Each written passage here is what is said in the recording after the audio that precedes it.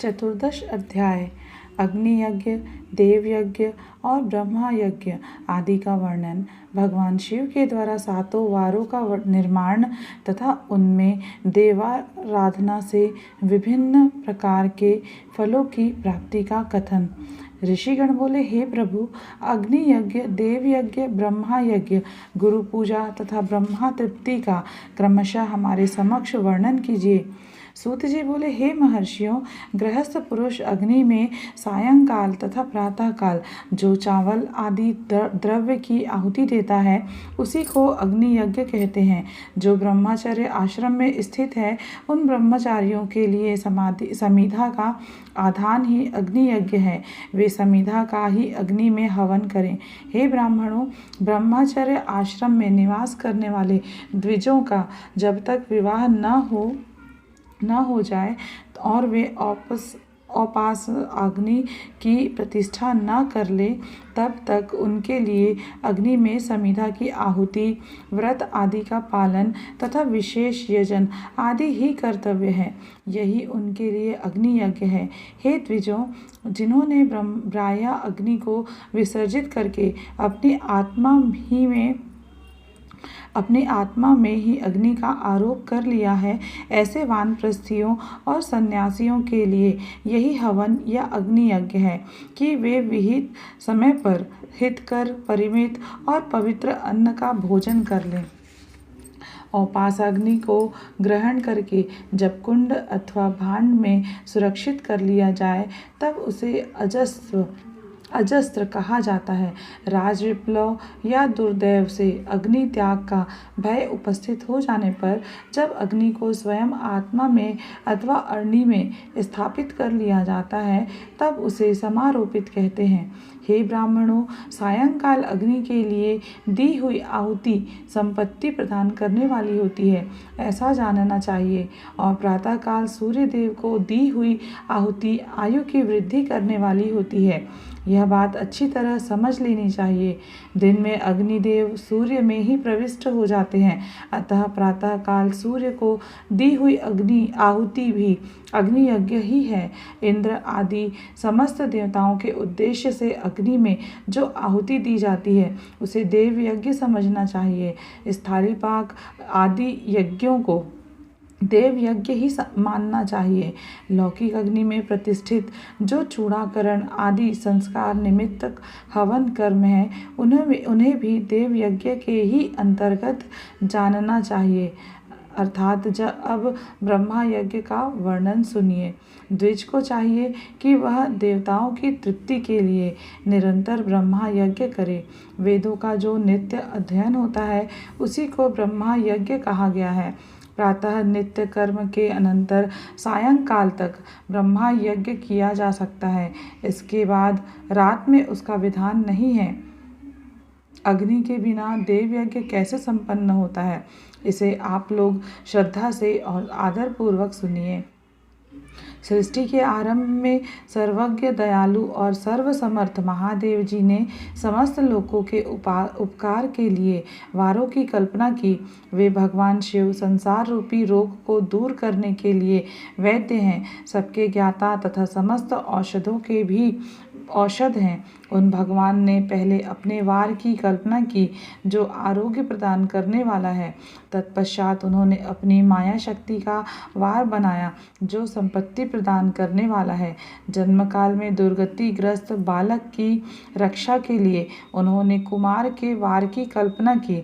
तत्पश्चात सर्वसमर्थ महादेव जी ने आलस्य और पाप की निवृत्ति तथा समस्त लोकों का हित करने की इच्छा से लोक रक्षक भगवान विष्णु का वार बनाया।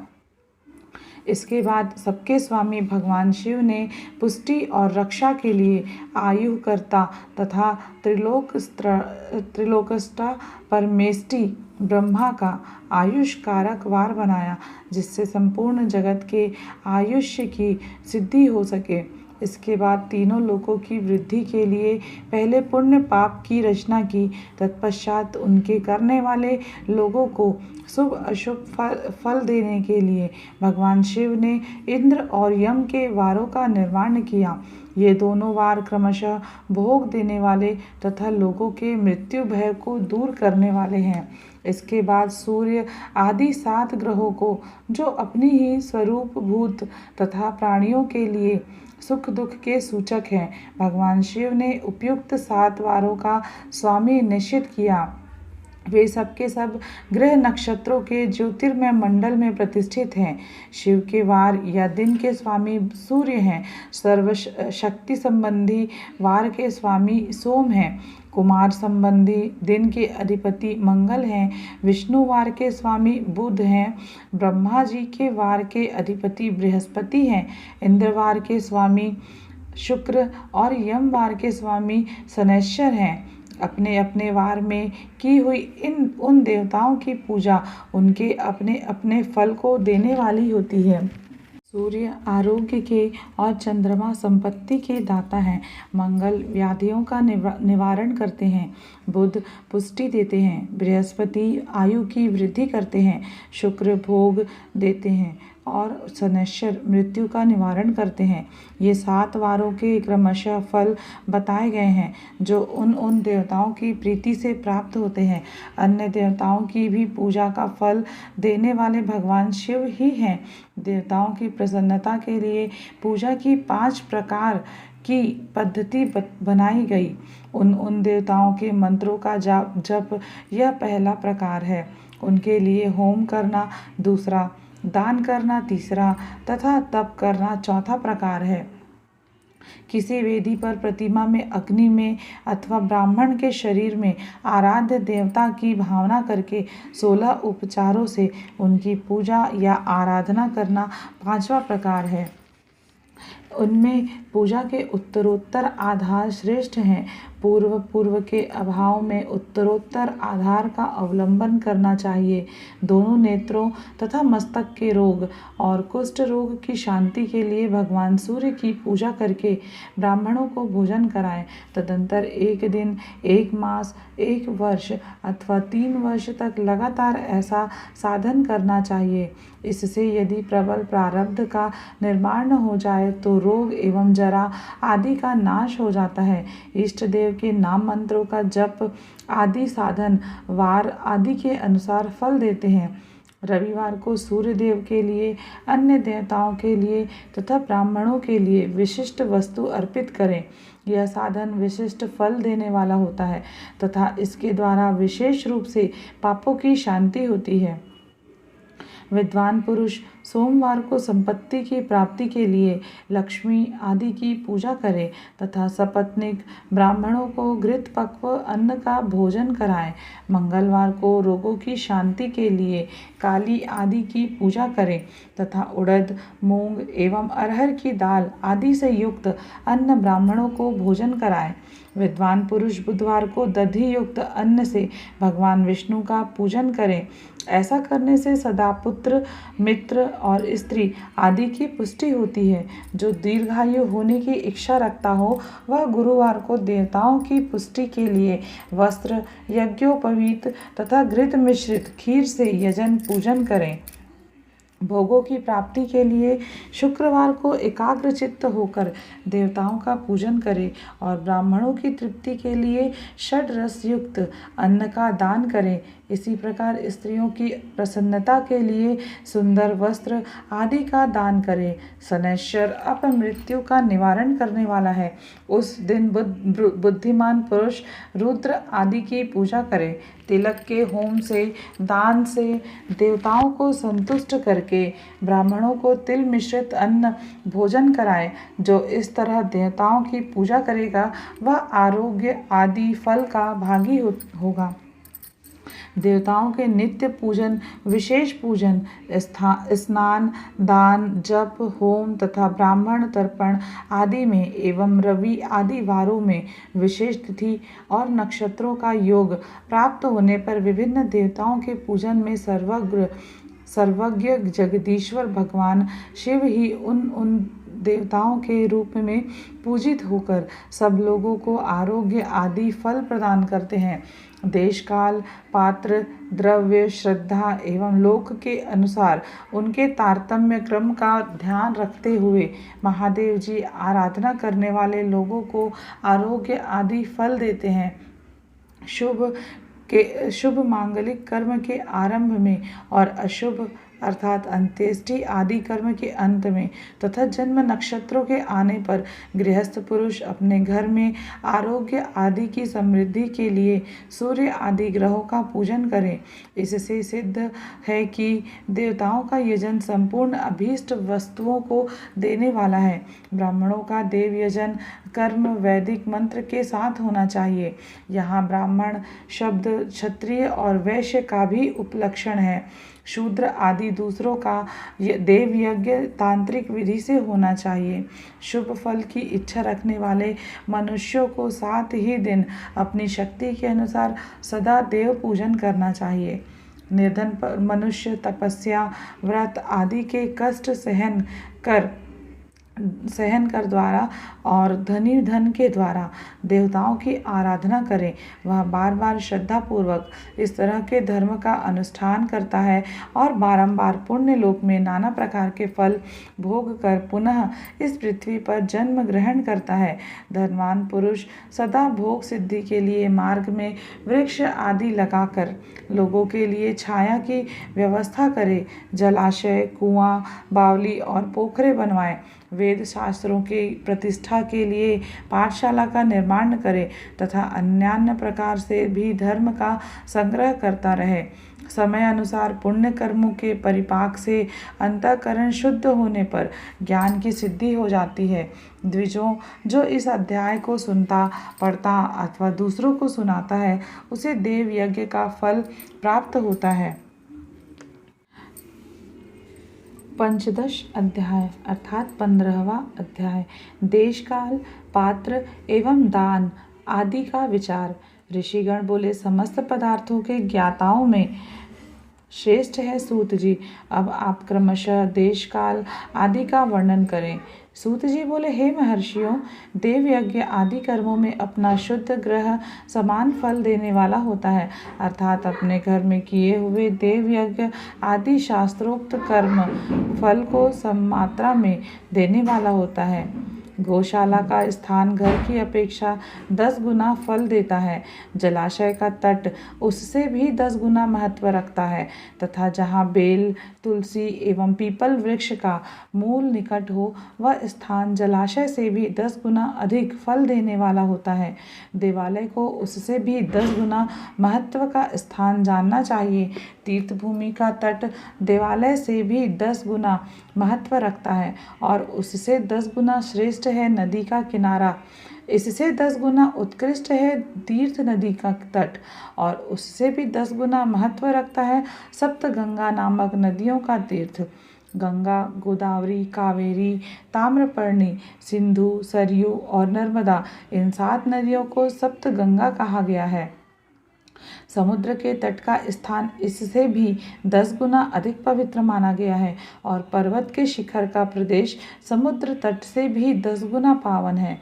सबसे अधिक महत्व का वह स्थान जानना चाहिए जहाँ मन लग जाए। यहाँ तक देश का वर्णन हुआ। अब काल का तारतम्य बताया जाता है। सत्य युग में यज्ञ, दान आदि कर्म पूर्ण फल देने वाले होते हैं, ऐसा जानना चाहिए। त्रेता युग में उसका 3/4 फल मिलता है। द्वापर में सदा आधे ही फल की प्राप्ति कही गई है। कलयुग में 1/4 ही फल की प्राप्ति समझनी चाहिए और आधा कलयुग बीतने पर उस फल में से भी 1/4 कम हो जाता है। शुद्ध अंतःकरण वाले पुरुष को शुद्ध एवं पवित्र दिन सम फल देने वाला होता है। हे विद्वान ब्राह्मणों, सूर्य संक्रांति के दिन किया हुआ सत्कर्म पूर्वोक्त शुद्ध दिन की अपेक्षा 10 गुना फल देने वाला होता है, यह जानना चाहिए। उससे भी 10 गुना अधिक महत्व उस कर्म का है जो विषुव नामक युग में किया जाता है। दक्षिणायन आरंभ होने के दिन अर्थात कर्क की संक्रांति में किए हुए पुण्य कर्म का महत्व विषुव से भी 10 गुना अधिक माना गया है। उससे भी 10 गुना अधिक मकर संक्रांति में और उससे भी 10 गुना अधिक चंद्र ग्रहण में किए हुए पुण्य का महत्व है। सूर्य ग्रहण का समय सबसे उत्तम है। उसमें किए गए पुण्य कर्म का फल चंद्र ग्रहण से भी अधिक और पूर्ण मात्रा में होता है। इस बात को विज्ञ पुरुष जानते हैं। जगत रूपी सूर्य का राहु रूपी विष से संयोग होता है, इसलिए सूर्य ग्रहण का समय रोग प्रदान करने वाला है। अतः उस विष की शांति के लिए उस समय स्नान, दान और जप करना चाहिए। वह काल विष की शांति के लिए उपयोगी होने के कारण पुण्यप्रद माना गया है। जन्म नक्षत्र के दिन तथा व्रत की पूर्ति के दिन का समय सूर्य ग्रहण के समान ही समझा जाता है, परंतु महापुरुषों के संग का काल करोड़ों सूर्य ग्रहण के समान पावन है, ऐसा ज्ञानी पुरुष मानते हैं। तपोनिष्ठ योगी और ज्ञाननिष्ठ यति ये पूजा के पात्र हैं, क्योंकि ये पापों के नाश में कारण होते हैं। जिसने 24 लाख गायत्री का जप कर लिया हो वह ब्राह्मण भी पूजा का पात्र है। उसका पूजन संपूर्ण फलों और भोगों को देने में समर्थ है। जो पतन से त्राण करता अर्थात नरक में गिरने से बचाता है, उसके लिए इसी गुण के कारण शास्त्र में पात्र शब्द का प्रयोग होता है। वह दाता को पाप से त्राण प्रदान करने के कारण पात्र कहलाता है। गायत्री अपना गान करने वाले अधोगति से त्राण करती है, इसलिए वह गायत्री कहलाती है। जैसे इस लोक में जो धनहीन है वह दूसरे को धन नहीं दे सकता, जो यहाँ धनवान है वही दूसरे को धन दे सकता है। उसी तरह जो स्वयं शुद्ध और पवित्र आत्मा है वही दूसरे मनुष्यों का त्राण या उद्धार कर सकता है।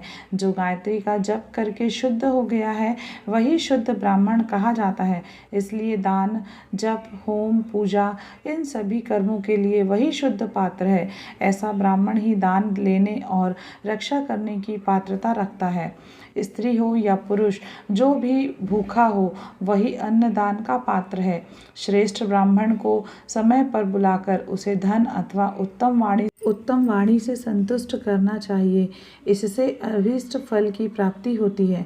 जिसको जिस वस्तु की इच्छा हो उसे वह वस्तु बिना मांगे ही दे दी जाए तो दाता को उस दान का पूरा फल प्राप्त होता है। ऐसी महर्षियों की मान्यता है। जो याचना करने के बाद दिया गया हो वह दान आधा ही फल देने वाला बताया गया है। अपने सेवक को दिया हुआ दान 1/4 फल देने वाला कहा गया है। हे विप्रवरों, जो जाति मात्र से ब्राह्मण है और दीनतापूर्ण वृत्ति से जीवन बिताता है, उसे दिया हुआ धन का दान दाता को उस भूतल पर 10 वर्षों तक भोग प्रदान करने वाला होता है। वही दान यदि वेदवेत्ता ब्राह्मण को दिया जाए तो वह स्वर्ग लोक में देवताओं के 10 वर्षों तक दिव्य भोग देने वाला होता है। गायत्री जापक ब्राह्मण को दान देने से सत्यलोक में 10 वर्षों तक पुण्य भोग प्राप्त होता है और विष्णु भक्त ब्राह्मण को दिया गया दान वैकुंठ की प्राप्ति कराने वाला जाना जाता है। शिव भक्त विप्र को दिया हुआ दान कैलाश की प्राप्ति कराने वाला कहा गया है। इस प्रकार सबको इन लोकों में भोग प्राप्ति के लिए दान देना चाहिए।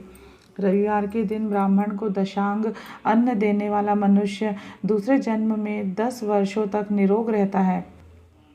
बहुत सम्मान पूर्वक बुलाना, अभ्यंग, चंदन आदि पाद सेवन, वस्त्र, गंध आदि से पूजन, घी के मालपुए आदि सुंदर भोजन, 6 रस व्यंजन, दक्षिणा सहित तांबूल, नमस्कार और जाते समय अनुगमन, ये अन्नदान के 10 अंग कहे गए हैं।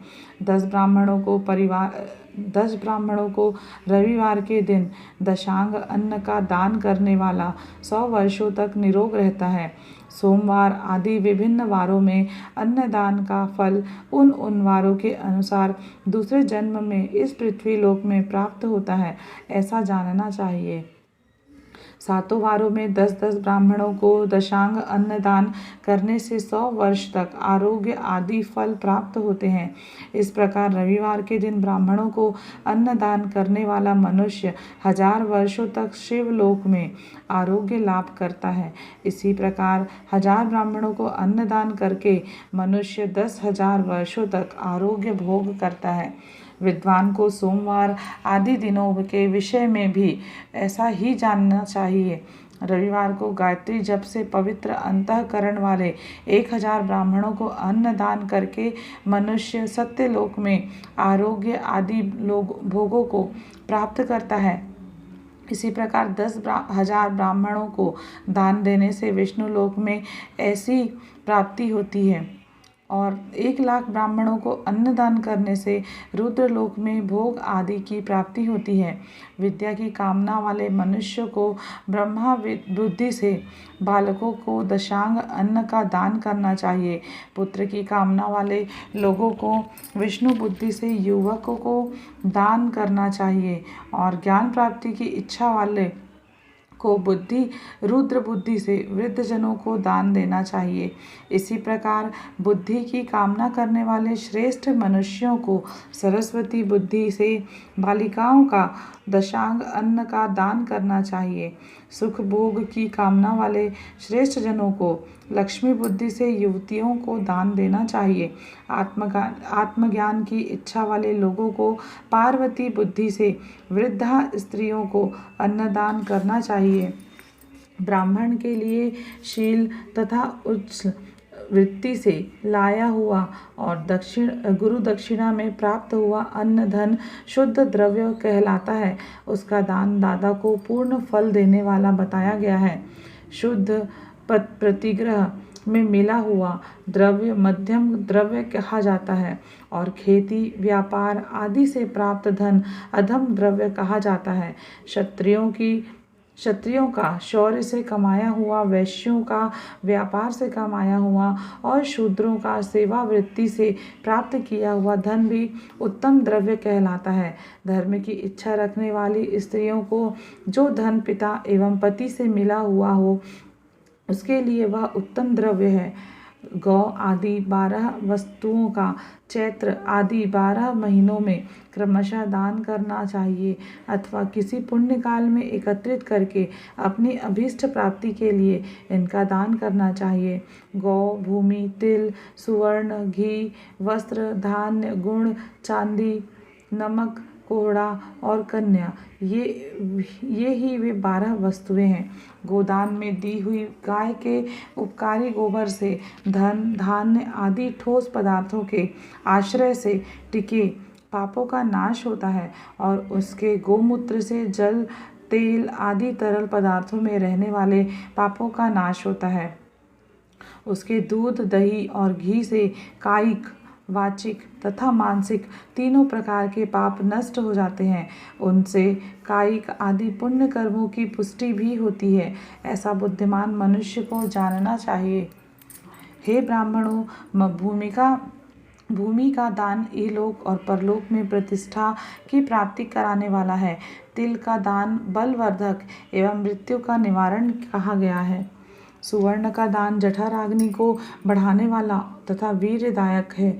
घी के दान को पुष्टिकारक जानना चाहिए।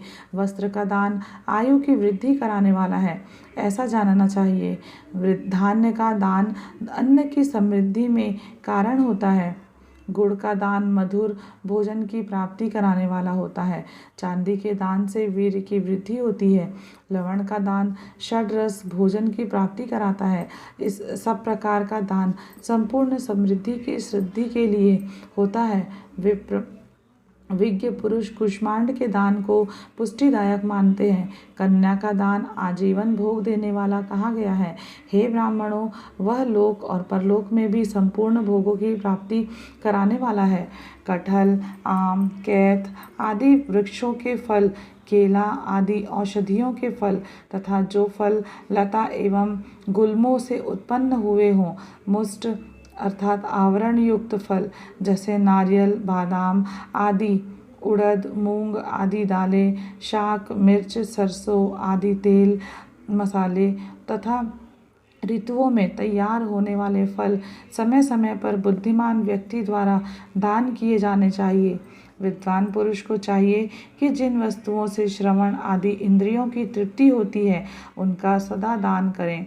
श्रोत्र आदि 10 इंद्रियों के जो शब्द आदि 10 विषय हैं उनका दान किया जाए तो वे भोगों की प्राप्ति कराते हैं तथा दिशा आदि इंद्रिय देवताओं को संतुष्ट करते हैं। वेद और शास्त्रों को गुरु मुख से ग्रहण करके गुरु के उपदेश से अथवा स्वयं ही बोध प्राप्त करने के पश्चात जो बुद्धि का यह निश्चय होता है कि कर्मों का फल अवश्य मिलता है, इसी को उच्च कोटि की आस्तिकता कहते हैं। भाई बंधु अथवा राजा के भय से जो आस्तिकता बुद्धि या श्रद्धा होती है वह कनिष्ठ श्रेणी की आस्तिकता है। जो सर्वथा दरिद्र है, जिसके पास सभी वस्तुओं का अभाव है, वह वाणी अथवा कर्म द्वारा यजन करे। मंत्र स्तोत्र तथा जप आदि को वाणी द्वारा किया गया यजन कह समझना चाहिए तथा तीर्थ यात्रा और व्रत आदि को विद्वान पुरुष शारीरिक यजन मानते हैं। जिस किसी भी उपाय से थोड़ा हो या बहुत देवता तर्पण बुद्धि से जो कुछ भी दिया अथवा किया जाए वह दान या सत्कर्म भोगों की प्राप्ति कराने में समर्थ होता है। तपस्या और दान ये 2 कर्म मनुष्य को सदा करने चाहिए तथा ऐसे गृह का दान करना चाहिए जो अपने वर्ण अर्थात चमक दमक या सफाई और गुण अर्थात सुख सुविधा से सुशोभित हो। बुद्धिमान पुरुष देवताओं की तृप्ति के लिए जो कुछ देते हैं वह अतिशय मात्रा में और सब प्रकार के भोग प्रदान करने वाला होता है। उस दान से विद्वान पुरुष इहलोक और परलोक में उत्तम जन्म और सदा सुलभ होने वाला भोग पाता है। ईश्वर अर्पण बुद्धि से यज्ञ दान आदि कर्म करके मनुष्य मोक्ष फल का भागी होता है। जो मनुष्य इस अध्याय का सदा पाठ अथवा श्रवण करता है उसे धार्मिक बुद्धि प्राप्त होती है तथा उसमें ज्ञान का उदय होता है।